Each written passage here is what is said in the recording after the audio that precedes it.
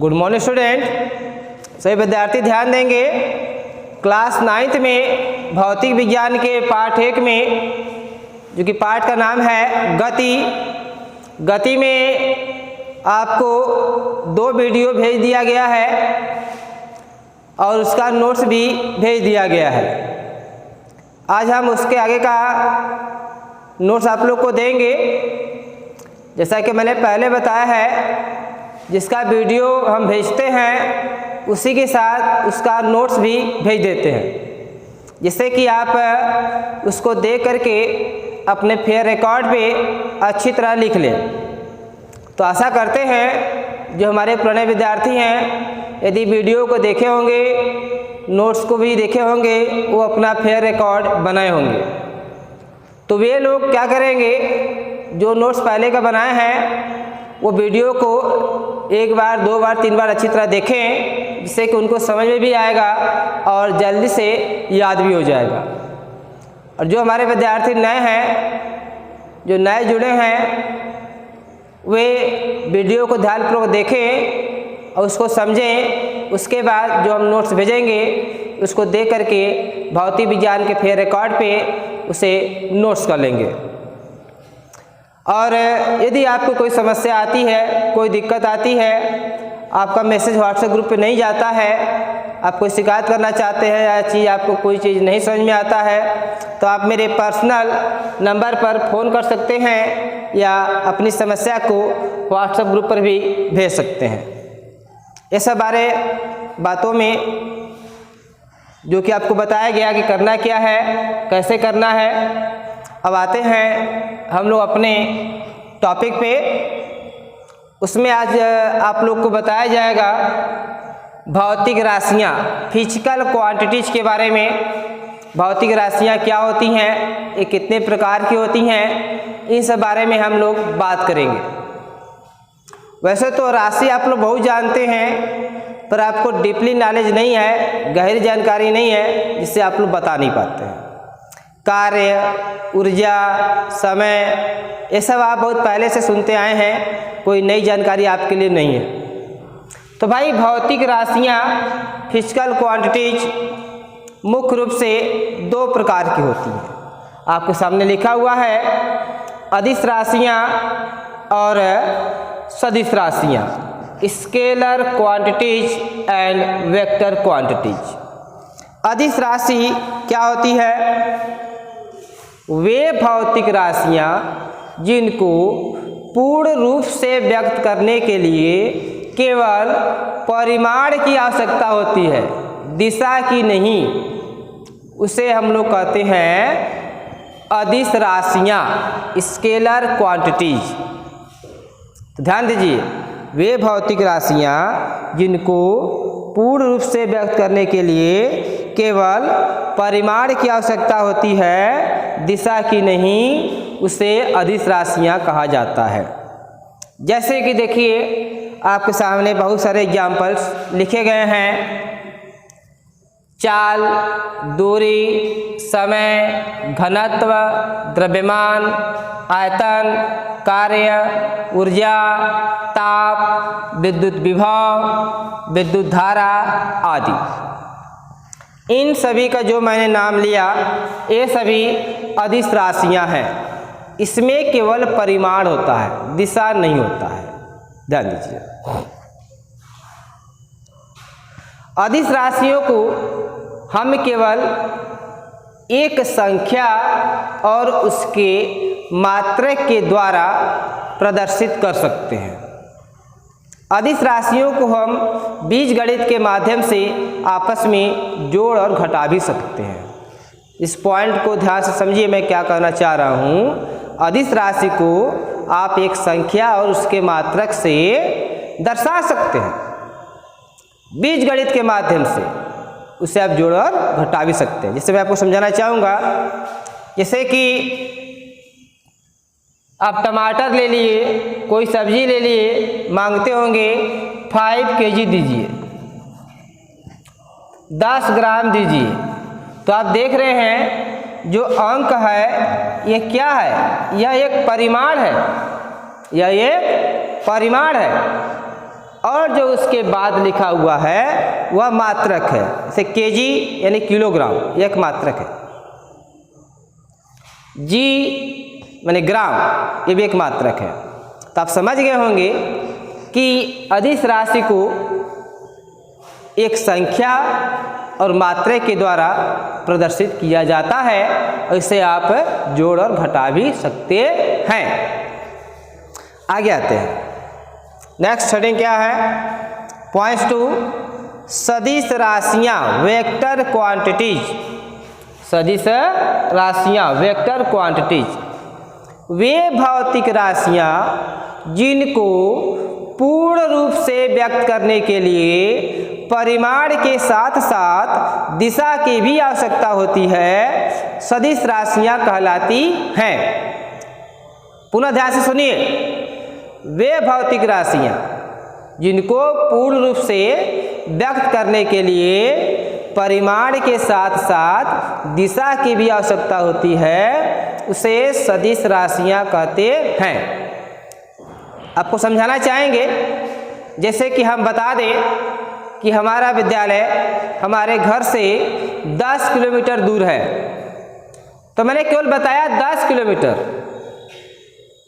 तो 10 किलोमीटर बताया तो ये केवल दूरी बताया आपको। तो केवल 10 किलोमीटर यदि आप बोलेंगे तो क्या हो जाएगी? वो आपकी हो जाएगी अदिश राशि। क्या हो जाएगी भाई? अदिश राशि। यदि आप कहेंगे हमारा विद्यालय हमारे घर से 10 किलोमीटर दक्षिण दिशा में है, तो वही चीज, वही कथन आपका हो जाएगा क्या? सदिश राशि।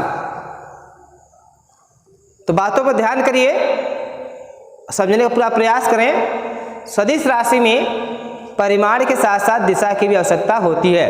यदि आप केवल 10 किलोमीटर बोलेंगे तो उस समय तो आपका केवल क्या है? 10 किलोमीटर यदि लिख देते हैं, वो आपकी अदिश राशि होगी। 10 किलोमीटर दक्षिण लिख देंगे तो हो जाएगा क्या? सदिश राशि।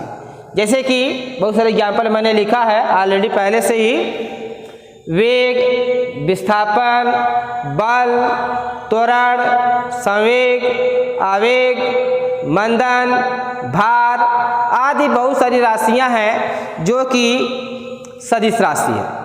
इसमें परिमाण के साथ साथ दिशा की भी आवश्यकता होती है। दूसरी चीज, जैसे कि उसमें मैंने बताया कि आप अदिश राशियों को बीजगणित के माध्यम से जोड़ और घटा सकते हैं, लेकिन सदिश राशियों को बीजगणित के माध्यम से जोड़ा और घटाया नहीं जा सकता, क्योंकि इसमें संख्या, मात्रक के साथ साथ दिशा भी होती है। इसलिए भाई आप सदिश राशियों को बीजगणित के माध्यम से जोड़ और घटाना नहीं कर सकते हैं। इसको जोड़ने के लिए समांतर चतुर्भुज के नियम का प्रयोग किया जाता है। हम सदिश राशियों को भी जोड़ सकते हैं, लेकिन बीजगणित के माध्यम से नहीं, समांतर चतुर्भुज के नियम से। ओके, जो कि आपको दूसरे क्लास से बताया जाएगा, आपके स्टैंडर्ड से बाहर है भी। ठीक, तो जो है उसको देखते हैं। आते हैं रिप्रेजेंटेशन ऑफ वेक्टर क्वांटिटीज, सदिश राशियों का निरूपण। सदिश राशि को कैसे निरूपित करते हैं? Very simple. सदिश राशि को हम लोग एक तीर युक्त सरल रेखा के द्वारा निरूपित किया जाता है। ध्यान रखिएगा, सदिश राशि को हम एक तीर युक्त सरल रेखा के द्वारा प्रदर्शित करते हैं। तीर युक्त सरल रेखा के बाड़ाग्र भाग को कहते हैं शीर्ष यानी हेड, और जो इसका प्रारंभिक भाग होता है, प्रारंभिक बिंदु होता है, ठीक है, क्योंकि हम यहाँ से ही स्टार्ट करते हैं इसलिए इसको प्रारंभिक बिंदु कहते हैं। यहाँ पर गए तो क्या हुआ? अंतिम बिंदु। तो आप तीर के अंतिम बिंदु को या बाड़ाग्र भाग को शीर्ष कह सकते हैं, और प्रारंभिक बिंदु को क्या कहेंगे? पूंछ यानी कि टेल। तो तीर के किस भाग को क्या कहते हैं मैंने आपको बता दिया। अब ध्यान दीजिए, यदि कोई सदिश राशि है उसको आप प्रदर्शित करना चाह रहे हैं, कॉपी पे लिखना चाह रहे हैं, तो कैसे लिखेंगे? जैसे कि विस्थापन को लिखना है तो विस्थापन को हम लोग यस या स्मॉल डी से प्रदर्शित करते हैं। तो विस्थापन बोले तो मैंने बताया यस या डी के ऊपर या यस या डी से प्रदर्शित करते हैं। उसको लिखना है सदिश राशि के रूप में, तो क्या करेंगे? तो आप उस अक्षर के ऊपर एक तीर खींच देंगे। क्या करेंगे? एक तीर खींच देंगे। उसे पढ़ेंगे क्या? नीचे लिखा है वेक्टर यस, ऐसे पढ़ेंगे वेक्टर डी। इस तरह से यदि आप कहीं भी वेक्टर यस लिख दिए या वेक्टर डी लिख दिए तो समझ जाएंगे लोग कि विस्थापन एक सदिश राशि है, क्योंकि तीर एक पहचान है सदिश राशि की। यदि एरो लगा दिए तो जो आपकी राशि है वो सदिश राशि हो जाती है।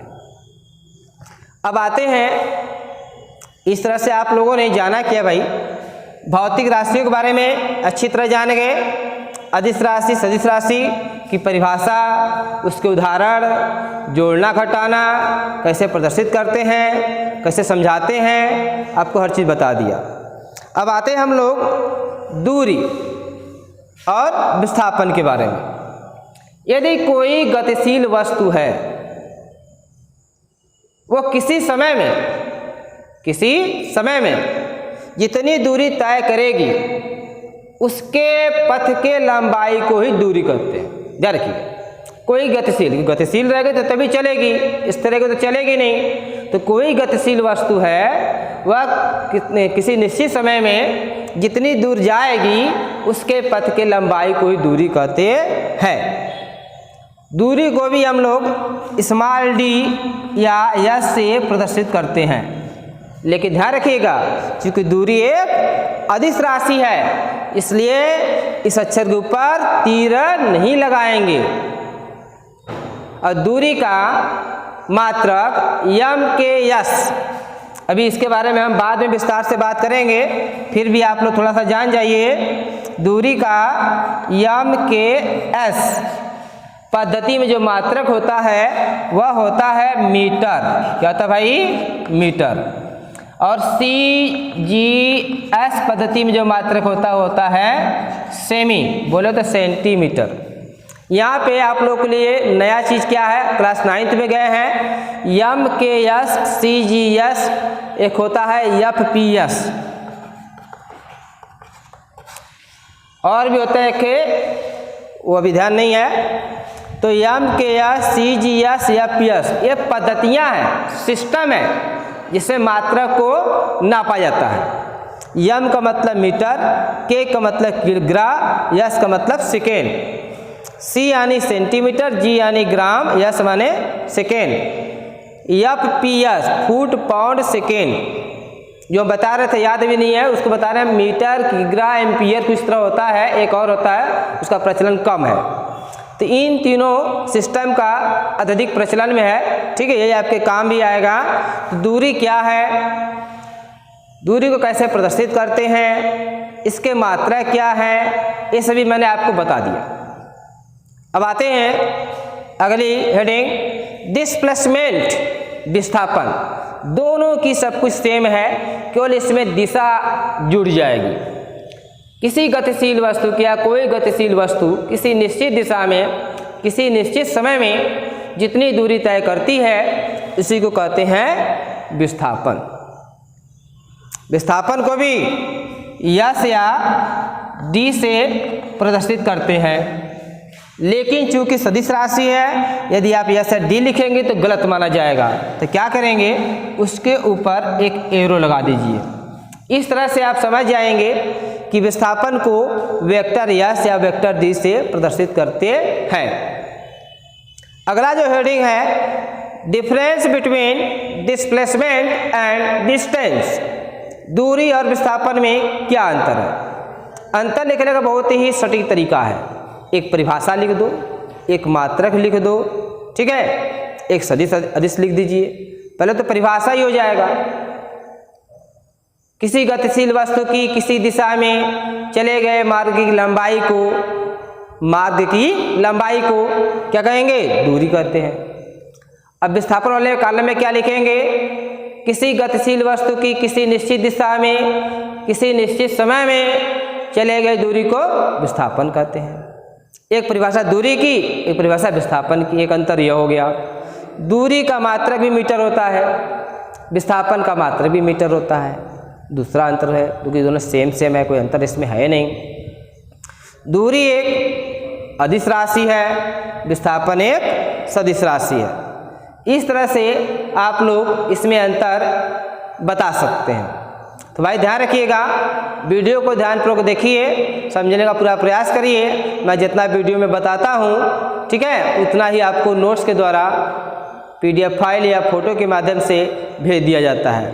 तो ध्यान से लिखिए, फिर रिकॉर्ड बनाइए, और जो लड़के नहीं जुड़े हैं उनको भी जुड़ने का पूरा प्रयास करिए, और लाइव क्लास भी अवश्य अटेंड किया करिए। Thank you.